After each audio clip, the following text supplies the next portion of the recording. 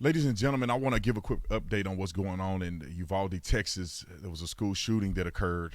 Obviously, it's a very sad and troubling situation when you see time and time again these young people who are acting out and doing deranged things and taking the lives of innocent people. What we know right now is that the person who was involved in this was a local person there. He wasn't a part of the cartel, wasn't being chased by the Border Patrol, which were some rumors that were out there. 18-year-old guy. And I saw his pictures on his Instagram. He looked like he was a loner, looked like he was nutty. And I don't understand how people didn't identify that this guy was troubled. He obviously had pictures of magazines in his took pictures of AR-15s in his Instagram photos.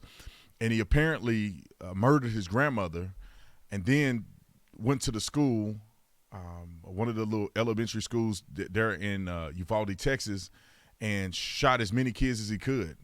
It appears that the death toll is 14 kids and one school teacher, and that's not including his grandmother, obviously, that's passed away. So that's at least 16 people that have been murdered in his hands. Also, he was killed at the scene. The police officers responded. I believe a shootout occurred, and they ended up taking his life. But the naysayers and the liberals are coming out talking about gun control, gun control, gun control. I don't think this is a matter of gun control. I think there's a whole bunch of other options in play or in place that we could put in place that can make something like this be mitigated. And I personally believe that we should have teachers that are allowed to, if they would like to, carry guns to school. Also, I believe that there should be armed security police officers who are already taxpayers are already paying money for, that there should be armed police officers at these schools with high-powered rifles so that they can combat any level of conflict that comes their way.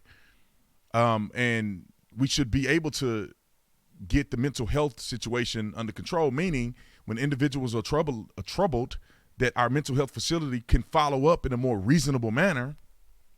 And therefore, it can mitigate some of these individuals that go nutty and decide to shoot up innocent people. It does not appear to be racially motivated.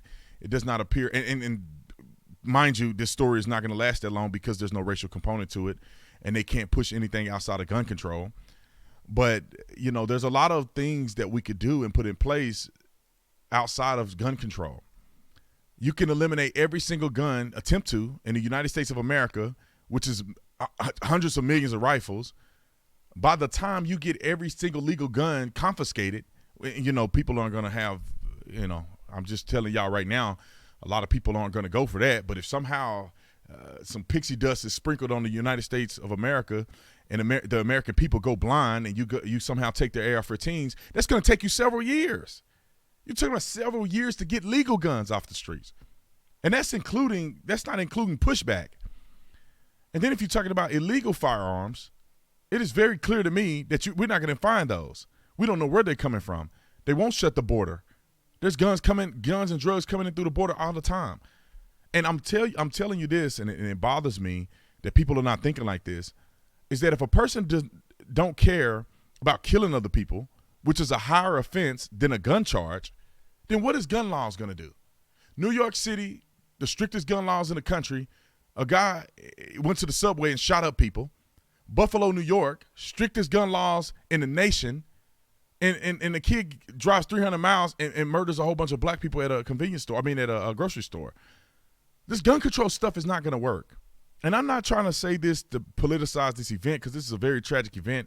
If my child was involved in something like this, I don't know how I would feel. It would be troubling.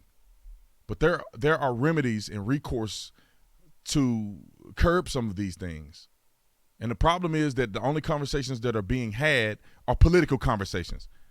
Which political party can use the deaths of these children to get more votes? That's what this comes down to.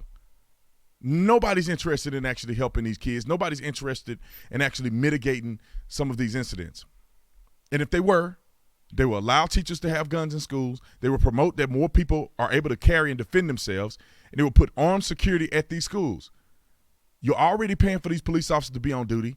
Have an armed police officer with an AR-15 at these schools.